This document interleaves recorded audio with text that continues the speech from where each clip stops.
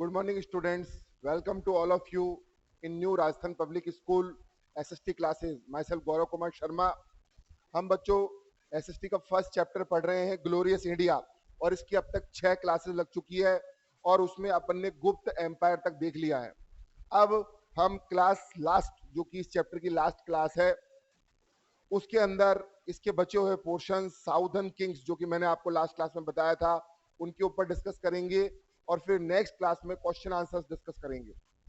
देखते हैं इसके इंपॉर्टेंट किंग्स। देखिए आपके मन में क्वेश्चन आ रहा होगा कि सर फिर गुप्त पीरियड के बाद में कौन आता है। तो देखिए गुप्त पीरियड के बाद में स्टार्ट होती है वर्धन डायनेस्टी। वर्धन डायनेस्टी, वर्धन वंश। देखिए वर्धन डायनेस्टी स्टार्ट कैसे हुई, बहुत स्ट्रगल करना पड़ा जिसने भी इसको स्टार्ट की उसको। वर्धन डायनेस्टी में आप जब भी सुनते हैं, ज्यादातर लोगों का नाम भी आप इस नाम से सुनते हैं, हर्षवर्धन। तो इसके अंदर हर्षवर्धन एक इंपॉर्टेंट किंग है जिन्होंने वर्धन डायनेस्टी को बहुत ऊंचाइयों तक, बहुत हाइट्स तक पहुंचाया।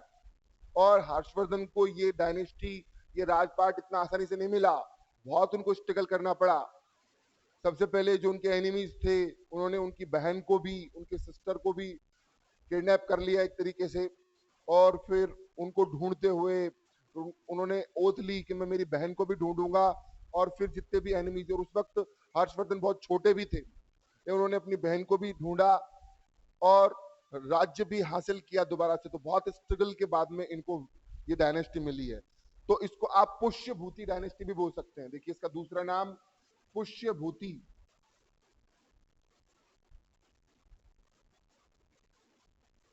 डायनेस्टी।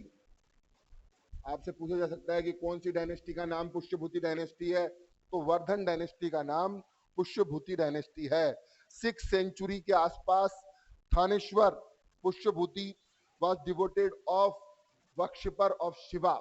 6th सेंचुरी के आसपास कब स्टार्ट हो रही है, 6th सेंचुरी।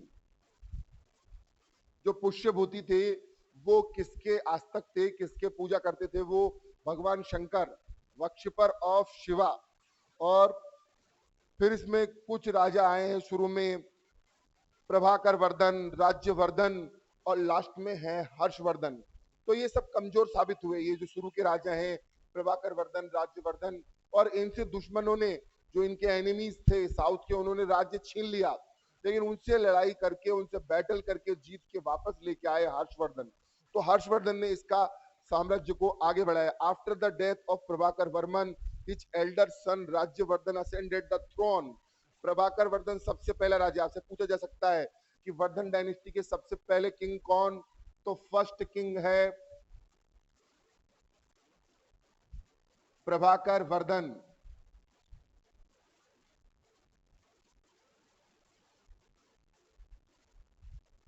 देखिए जैसे मैंने आपको बताया मौर्य डायनेस्टी इंपॉर्टेंट है, गुप्त डायनेस्टी इंपॉर्टेंट है, ऐसे ही वर्धन डायनेस्टी भी इंपॉर्टेंट है आपके लिए। लेकिन आगे जो और चीजें बताऊंगा, चेल, चोल, पल्लव, ये सब इतना इंपॉर्टेंट नहीं है, लेकिन ये इंपॉर्टेंट है। First king Prabhakar Vardhan. प्रभाकर वर्धन के बाद में इनका सक्सेसर किसको बनाया गया, राज्यवर्धन। इनका सक्सेसर कौन बना, राज्यवर्धन। जब प्रभाकर वर्धन की डेथ हो गई तो उनके बाद इनके बड़े बेटे राज्यवर्धन को बड़े बेटे को ही मिलता है, तो बड़े बेटे राज्यवर्धन को मिला, लेकिन एनिमीज ने राज्यवर्धन को धोखे से मार दिया। और दो भाई थे, एक्चुअली प्रभाकर वर्धन के दो पुत्र थे, दो सन थे। बड़े बेटे का नाम था राज्यवर्धन और छोटे बेटे का नाम था हर्षवर्धन। हर्षवर्धन एज में बहुत छोटे थे और इसीलिए ऑब्वियसली राज्यवर्धन को साम्राज्य मिला, लेकिन राज्यवर्धन को एनिमीज ने, बड़ी इंटरेस्टिंग स्टोरी है, राज्यवर्धन को एनिमीज ने समाप्त कर दिया, खत्म कर दिया। और एनिमीज ने वहां पर कब्जा करके इनकी बहन को भी अगवा कर लिया, एक तरीके से किडनैप कर लिया। और हर्षवर्धन उस समय छोटे थे, लेकिन मैंने जैसे आपको शुरू में बताया, उन्होंने शपथ उठाई कि बहन को भी ढूंढना है एक तरफ और दूसरी तरफ मुझे राज्य भी हासिल करना है, और उन्होंने किया। सारे एनिमी को समय लगा, थोड़ा सा उनको टाइम लगा, लेकिन उन्होंने उसको वापस हासिल किया।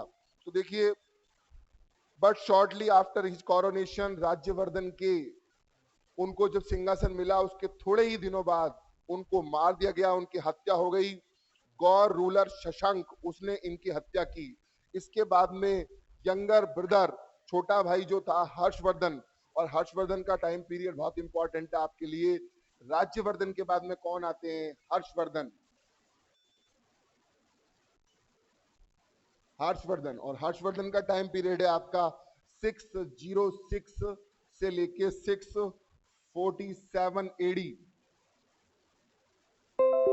ये हर्षवर्धन का टाइम पीरियड है। बहुत छोटे थे लेकिन इन्होंने ये राजा बने आगे चल के, और लगभग 40 साल राज किया है। आप देख पा रहे हैं इसमें लगभग 40 साल राज किया है, और मौर्य किंग्स की तरह और गुप्त किंग्स की तरह एम्पायर को चारों तरफ एक्सपेंड किया। ना सिर्फ अपने दुश्मनों को हराया बल्कि उसके बाद हर्षवर्धन ने चारों तरफ और जगहों को भी जीतने का काम किया।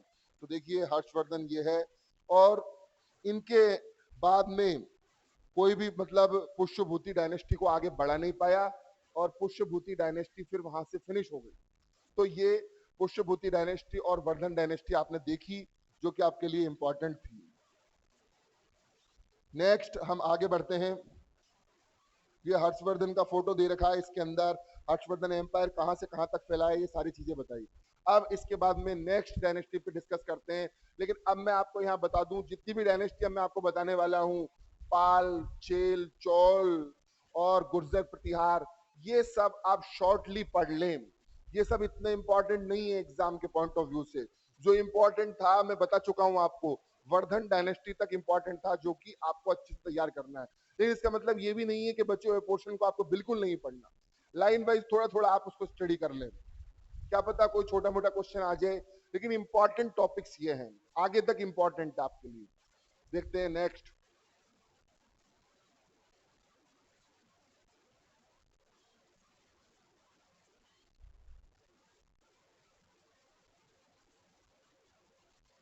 इंपॉर्टेंट नहीं है इसका मतलब हम इनको अच्छे से नहीं पढ़ाएंगे, ऐसा नहीं है। हम इन सब के बारे में आपसे शॉर्टली डिस्कस करेंगे। देखिए सबसे पहले वर्धन डायनेस्टी के बाद में आपका आता है पाल डायनेस्टी। अब आपके मन में एक क्वेश्चन आ सकता है कि सर जब हर्षवर्धन ने इतने अच्छे तरीके से राज चला रहा है पूरे इंडिया पे, चारों तरफ जब वो जीत रहा है, तो फिर ये डायनेस्टीज कब आई? ये डायनेस्टीज तब आई, वो टाइम गैप समझिए आप। ये डायनेस्टीज तब आई जब साम्राज्य वर्धन डायनेस्टी का एम्पायर कमजोर पड़ता है। जो प्रभाकर वर्धन है उनकी डेथ हो जाती है। महेंद्र वर्म जो इनके सॉरी राज्यवर्धन जो कि पहले किंग हैं, जो कमजोर पड़ते हैं, दुश्मन मार देते हैं, और वो लड़का जो बड़ा होता है हर्षवर्धन, उस टाइम पीरियड के दौरान, यानी कि राज्यवर्धन की असैसिनेशन और हर्षवर्धन का बड़ा होना, उसके बीच का जो टाइम गैप है, उसमें ये डायनेस्टीज राज करती है। और यही है वो एनिमी डायनेस्टीज जो मैं अब आपको पढ़ाने जा रहा हूं। पाल डायनेस्टी, देखिए पाल डायनेस्टी की बात करें तो ये 750 के अंदर आपके स्टैब्लिश हुई है। 750 के अंदर स्टैब्लिश हुई है।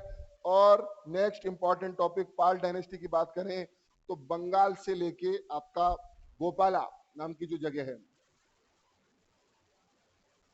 बंगाल टू गोपाला नाम की जगह, वहां तक ये आपकी एक्सपेंडेड हुई है। इनके सक्सेसर्स, इतने इंपॉर्टेंट सारी चीजें नहीं है इसमें, आपको चार चीजें पढ़नी है। एक तो कितने टाइम पीरियड से कितने टाइम तक चली, कहां से कहां तक फैली हुई थी, इसका पहला किंग कौन था, मेन मेन राजाओं के नाम, और आखिरी राजा का नाम। बस ये चीजें आपको पढ़ते हुए चलनी है। साउथ की डायनेस्टी है नेक्स्ट। पाल डायनेस्टी के बाद में हम अगली पे आते हैं, राष्ट्रकूट डायनेस्टी। अब आप सोच रहे होंगे सर ये चीज हम करेंगे कहां से? तो आपके पास में बुक्स हैं और नेट से भी आप डाउनलोड कर सकते हैं। तो वहां से ये जो मैंने 4 से 5 इंपॉर्टेंट चीजें बताई है आपको, कब से कब तक चली, पहला किंग कौन, मेन मेन राजाओं के नाम, आखिरी किंग का नाम, ये चीजें आप आराम से इसमें अपडेट कर सकते हैं। राष्ट्रकूट डायनेस्टी,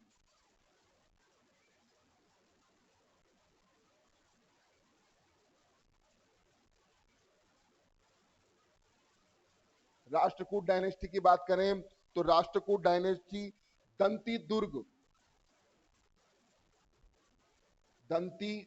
दुर्ग इसने फाउंडेड किया इसको। इसके पीछे आपके बुक में क्वेश्चन दे रखा है, अभी क्वेश्चन आंसर कराऊंगा, अपन डिस्कस करेंगे। वो पूछेगा कि राष्ट्रकूट डायनेस्टी को किसने फाउंडेड किया, तो दंती दुर्ग ने इसको फाउंडेड किया। ऐसे ही आपको सारी चीजें अपडेट करनी है, कितने से कितने टाइम पीरियड चली, फाउंडेड किसने की, मेन मेन राजाओं के नाम और आखिरी राजा कौन था। बस इसके अलावा और भी कोई अचीवमेंट ऐसी खास नहीं है। एक्चुअली ये मैं इसलिए बोल रहा हूँ क्योंकि ये जो साउथ के ये 2-3 राजा हैं, इन्होंने सिर्फ साम्राज्य हासिल करने के लिए युद्ध किए, थोड़े दिनों तक वो एम्पायर इनके पास रहा, फिर उसे कोई दूसरा जीत के ले गया।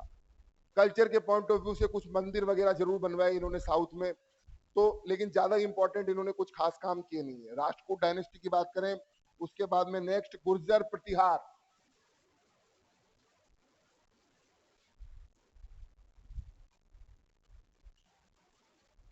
और जो मैं मंदिर वगैरह की बात कर रहा हूं वो भी इन लोगों ने नहीं बनवाया है, उसमें भी जो चोल किंग्स हैं, चेल किंग्स हैं, उन्होंने ये काम किए हैं। तो इनके बारे में तो आपको बेसिक चीजें देखनी है। गुर्जर प्रतिहार की बात करें तो गुर्जर प्रतिहार डायनेस्टी को फाउंडेड किया है नागभट्ट ने। नागभट्ट फाउंडर कौन, Nagabhata. Main main kings after of then आखिरी किंग, आपको ये देखना है।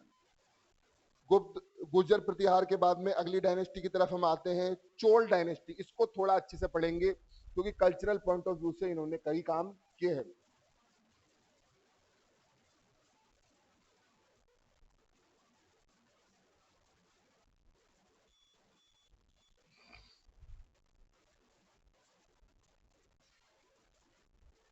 Chola dynasty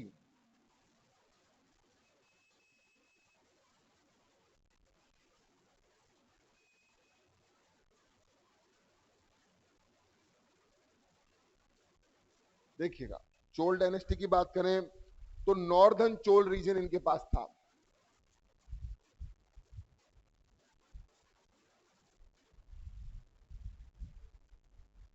northern Chola reason पे इन्होंने राज किया है। नॉर्दर्न चोल रीजन के बाद में 3 स्टेट में इनका डिवाइडेड था। जो मैंने आपको स्टेट बताए थे ना मौर्य पीरियड के दौरान, तो एक तो दक्षिण पथ,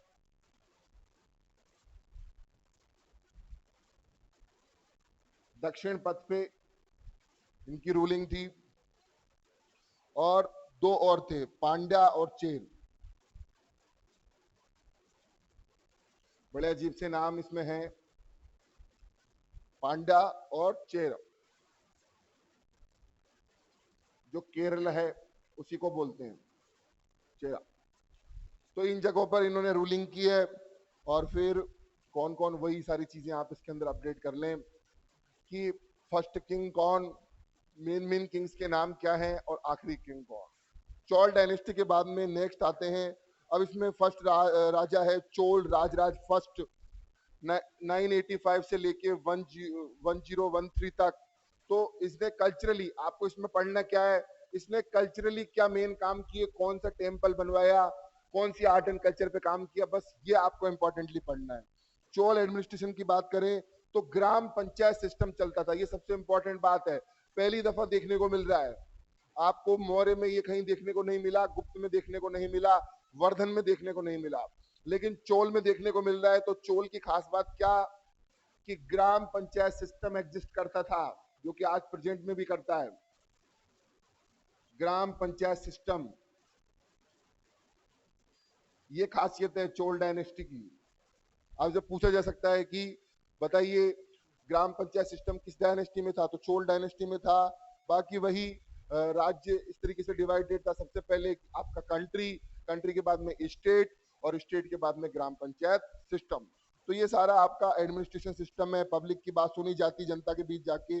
चोल आर्ट, आर्ट पे डिस्कशन करते हैं। मैंने आपसे कहा था कि चोल डायनेस्टी को अच्छा बताऊंगा क्योंकि इंपॉर्टेंट है, तो चोला ने आर्ट के फील्ड में अच्छा काम किया। चोल आर्ट, आर्ट में मैंने आपसे कहा था कि इन्होंने आर्ट एंड कल्चर में क्या क्या इंपॉर्टेंट काम किए, ये हमको समझना है। तो चोल आर्ट की बात करें तो इन्होंने आर्किटेक्चर स्टाइल जो कि पल्लवा छोड़ के गए, मैं पल्लवाज भी आपको बताऊंगा। पल्लवाज जो कि आर्किटेक्चर स्टाइल, आर्किटेक्चर स्टाइल। अब कई बच्चों को ये पता नहीं होगा कि सर आर्किटेक्चर क्या होता है।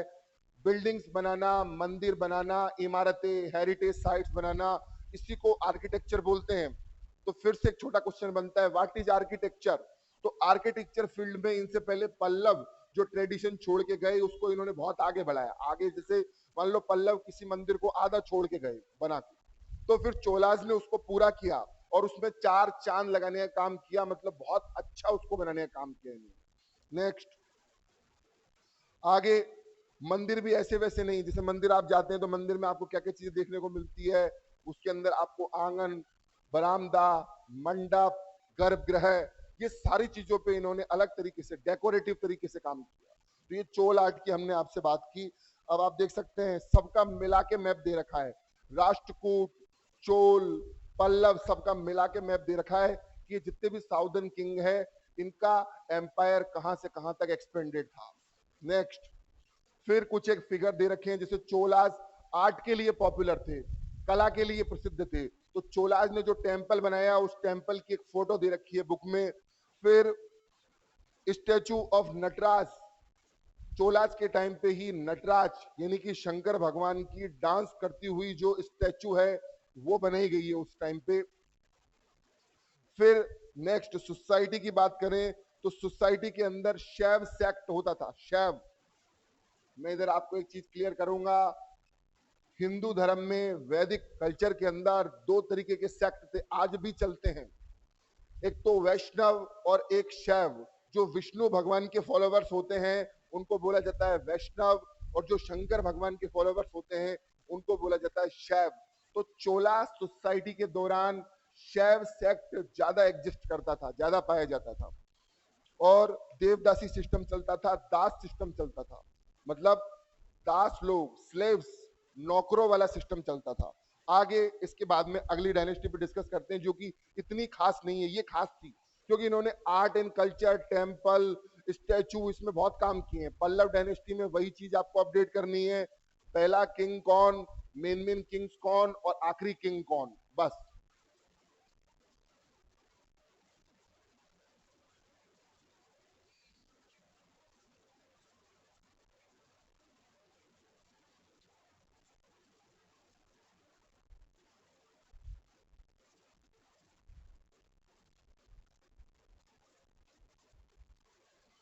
देखिए पल्लव डायनेस्टी, मैंने आपसे कहा था इंपॉर्टेंट नहीं है, इसका मतलब मैं पढ़ाऊंगा नहीं, ऐसा नहीं है। मैं पढ़ा रहा हूं, सबके बारे में बेसिक चीजें बता रहा हूं, आपको भी इतनी तैयार करनी है। एग्जाम आ जाए इतना भी लिखाएंगे तो वो सफिशिएंट है। पल्लव डायनेस्टी, जहां मुझे ज्यादा क्लास देनी थी, ज्यादा टाइम देना था, मैंने दिया। वो टॉपिक सुपर इंपॉर्टेंट है, उनके आने के बहुत चांसेस एग्जाम में। पल्लव डायनेस्टी की बात करते हैं। Rulers of this dynasty ruled the present districts of Arakot. कौन कौन सी जगह पे राज किया? अराकोट, मद्रास। मद्रास किसका पुराना नाम है ये आपको पता होना चाहिए, कुछ जगह है, मैं भी सबके पुराने नाम बताता हूं आपको। चेन्नई, चेन्नई का पुराना नाम है मद्रास। ऐसे ही मैं साइड में आपको बता दूं एक्स्ट्रा नॉलेज के लिए, जिसको आप आज मुंबई के नाम से जानते हैं, इसका पुराना नाम था बॉम्बे। जिसको आज आप कोलकाता के नाम से जानते हैं, इसका पुराना नाम था कलकत्ता। चेन्नई आपको हमने बता ही दिया, मद्रास वो चेन्नई था।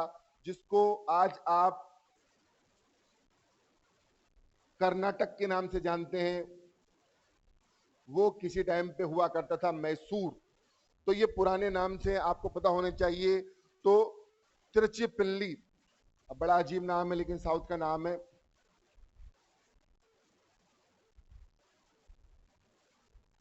इस जगह पर भी इन्होंने राज किया। तंजौर, ये 4 जगहों पर इन्होंने रूलिंग्स की है।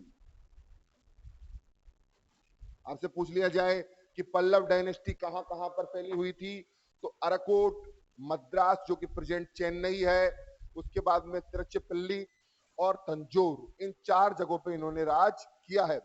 फर्स्ट पल्लव किंग की बात करें तो विष्णु गोप, ऑफ कांची। कांची का विष्णुगोप इसका पहला राजा था। फिर आगे वही चीजें, और इंपॉर्टेंट राजा कौन थे और आखिरी राजा कौन था, महेंद्र वर्मन एक्सेट्रा। इनकी टेरिटरीज बता रखी है कि पल्लव टेरिटरी कहां तक फैली हुई है। महाबलीपुरम स्टाइल की आर्किटेक्चर डेवलप हुई है पल्लव डायनेस्टी के दौरान। देखिए आपको उसका फिगर भी दे रखा है बुक में। चालुक्य डायनेस्टी, इसके बाद में हम नेक्स्ट डिस्कस करते हैं Chalukya dynasty.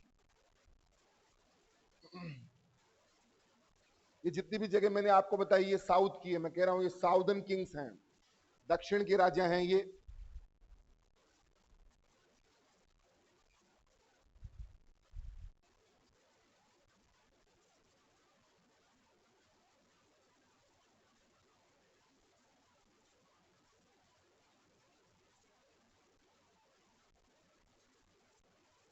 Chalukya dynasty, Chalukya dynasty की बात करें तो इनका पहला राजा था पुलकेशिन, पुलकेशिन फर्स्ट,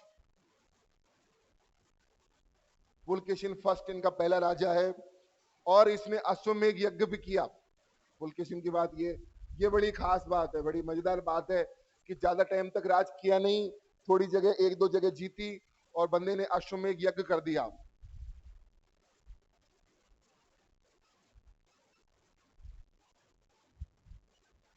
ये इसने अश्वमेघ यज्ञ किया। और फिर इसके बाद में और कई राजा आते हैं, पुलकेशिन सेकंड, तो सारे आप किंग्स का नाम अपडेट कर लें और आखिरी राजा इसके अंदर देख ले। बाहरी इसने, फिर इसके बाद क्या होता है, ये इंटरेस्टिंग चीज है।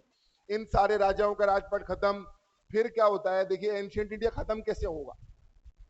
अब अभी तो मैं इसके बाद में आपको एक ज्योग्राफी का टॉपिक बताऊंगा, लेकिन ज्योग्राफी के टॉपिक से पहले आपको बता दूं हिस्ट्री अभी खत्म नहीं हुई है, हिस्ट्री अभी एक्चुअली शुरू हुई है। आपने अभी तक सिर्फ पुराने राजा देखे हैं, एंशिएंट इंडिया देखा है। अब ये सारे इसमें मैक्सिमम हिंदू राजा थे। इन राजाओं का राज यहां पर लगभग फिनिश हो जाएगा, इनका डिक्लाइन हो जाएगा। और इसके बाद जो सेकंड चैप्टर में आपको अगला हिस्ट्री का टॉपिक पढ़ाऊंगा, उसमें आप देखेंगे मुगल, मुसलमान। अब आपको मैं इंटरेस्टिंग चीज बताऊं कि ये जितने भी मेन मेन राजा थे, इनको जितने दिन राज करना था इन्होंने किया। उसके बाद में शुरू होता है एक्सटर्नल इन्वेजन, यहां तक खत्म। और उसके बाद में स्टार्ट होता है एक्सटर्नल इन्वेजन। इसका मतलब क्या है, बाहरी आक्रमण। बाहरी आक्रमण मतलब जो आपका मिडिल एशिया है, अरब कंट्रीज और टर्की, वहां से मुस्लिम राजा आते हैं। गौर रीजन जो है वहां से मोहम्मद गौरी, ये सब लोग आएंगे, इंडिया के ऊपर अटैक करेंगे, कई बार सोना लूट के लेके जाएंगे। जैसे कि महमूद गजनवी जो कि भारत के सोमनाथ मंदिर पर, सोमनाथ टेम्पल पर 17 टाइम 17 बार अटैक करता है, बहुत ज्यादा क्वांटिटी में सोने को लूट के ले जाता है। लेकिन मैंने आपको बताया वहां पर सोना आज भी कम नहीं है। तो इस तरीके से भारी आक्रमण होंगे। जो ये हमारे हिंदू राजा है, इनका साम्राज्य, इनका एम्पायर कमजोर होगा। और यहाँ पर आखिरी आपको हिंदू राजा, उसमें जब मैं मिडाइवल में आऊंगा तब मैं बताऊंगा, वो आपको पृथ्वीराज चौहान देखने को मिलेंगे। पृथ्वीराज चौहान को धोखे से मोहम्मद गौरी हरा देगा। पहले बार में, 2 बार हुए थे तराइन के, तो उसके अंदर पहले बार में पृथ्वीराज चौहान जीत जाएंगे। उनसे गलती ये होगी कि वो उसको माफ कर देंगे। और फिर दूसरे बार में मोहम्मद गौरी उनको धोखे से हरा के इंडिया की सत्ता पे काबिज हो जाएगा। और इस तरीके से फिर यहाँ पर सबसे पहले सुल्तान सल्तनत डायनेस्टी, और फिर उसके बाद में मुगल डायनेस्टी आएगी, जो कि काफी दिनों तक चलेगी। और उसके बाद मॉडर्न इंडिया में आप पढ़ेंगे ब्रिटिशर्स। तो अकॉर्डिंग टू मी ये चैप्टर अभी फिनिश हो चुका है, इसके क्वेश्चन आंसर्स पे हमको डिस्कशन अब करना है। कुछ एक और है, बाहरी आक्रमणकारियों में पहले मुसलमान नहीं आए, पहले कुछ भारी हिंदू लोग ही आए, जैसे हुणास, कुषाण, कुजल। अब कुषाण में भी 2 थे, कुजल कडफिसस और विम कडफिसस। ये सब इतने इंपॉर्टेंट नहीं है, ये आक्रमणकारी है। कनिष्क, ये सारे लोग, कनिष्क ने कश्मीर पे राज किया था, तो ये सारे लोग राज करेंगे। और फिर मुसलमान राजा आएगा मोहम्मद गौरी, जो कि पृथ्वीराज चौहान को हरा के सत्ता पे काबिज हो जाएगा। इसमें सबका फोटो दे रखा है, किसने कौन सा कॉइन चलाया, कनिष्क कैसा लगता था। एक तरीके से ये चैप्टर यहाँ पर फिनिश हो चुका है, अब इसमें कुछ खास बचा नहीं है। अब इसी क्लास के अंदर मैंने कहा था अगली क्लास में क्वेश्चन आंसर डिस्कस करूंगा, लेकिन क्योंकि इस क्लास में हमारे टाइम बच रहा है, तो अपन इसी क्लास में क्वेश्चन आंसर डिस्कस करना स्टार्ट कर देते हैं, जो अगली क्लास तक फिनिश हो जाएगा। और फिर अगली क्लास में ही हम ज्योग्राफी का जो नेक्स्ट चैप्टर स्टार्ट करने जा रहे हैं उसका इंट्रोडक्शन आपको यहाँ पर देंगे। देखते हैं क्वेश्चन आंसर्स पे आते हैं। क्वेश्चन आंसर्स का क्या करना है मैं पहले आपको क्लियर कर दूं। क्वेश्चन आंसर्स की बात करें तो मैंने आपसे कहा था आपके सब्जेक्ट में 4 तरीके के पार्ट हैं, हिस्ट्री, ज्योग्राफी, सिविक्स और इकोनॉमिक्स। ये 4 पार्ट्स हैं। तो मैं आपको बताऊं आपको कॉपीज कितनी बनानी है, 2 मोटी कॉपीज बनानी है A4 साइज की, 200-250 पेजेस की, 250 पेजेस तक। उसमें एक कॉपी में आप काम करेंगे हिस्ट्री और ज्योग्राफी का, एक कॉपी में आप काम करेंगे सिविक्स और इकोनॉमिक्स का। अभी ये जो मैं टॉपिक पढ़ा रहा हूं ये हिस्ट्री का टॉपिक था, तो इसका होमवर्क आप हिस्ट्री और ज्योग्राफी की कॉपी में करेंगे। होमवर्क की बात करें तो आपको एक एक क्वेश्चन यहाँ डिस्कशन करवाया जाएगा, छोटे क्वेश्चन से लेके बड़ा क्वेश्चन, और कई क्वेश्चन जो ज्यादा इंपॉर्टेंट नहीं है उनके मैं आंसर लगवा दूंगा। आप लोग बुक परचेज कर लें, नेट पे से डाउनलोड कर लें कि कौन से पेज पे आपको ये आंसर मिल जाएगा। और जिनकी जरूरत मुझे लगेगी, क्योंकि मैं पूरा चैप्टर आपको कंप्लीटली पढ़ा चुका हूं, तो ये तो हो नहीं सकता कि मैं हर एक आंसर आपको यहाँ पे राइट करूं, क्योंकि आप बड़ी क्लास में भी हैं। तो जो इंपॉर्टेंट क्वेश्चन होंगे हम उनको बकायदा यहाँ डिस्कशन करेंगे, लेकिन अनइंपॉर्टेंट क्वेश्चन को हम लगवा देंगे। क्वेश्चन आंसर डिस्कस करेंगे, वो सारे आपको कॉपी में करने हैं। जब ऑफलाइन क्लासेस शुरू होंगी तो वो होमवर्क आपका चेक होगा, टेस्ट होगा। और एक्स्ट्रा क्वेश्चन भी जो मैंने बताए हैं इनको आप कम से कम क्लास कॉपी में कर लेना, फेयर कॉपी में जो करना चाहता है वो उसकी खुद की इच्छा है, कोई कंपलसरी नहीं है। तो डियर स्टूडेंट, आज की क्लास में इतना ही काफी है। अगली क्लास में जो हम मिलेंगे इसके क्वेश्चन आंसर डिस्कस करेंगे। Thank you very much.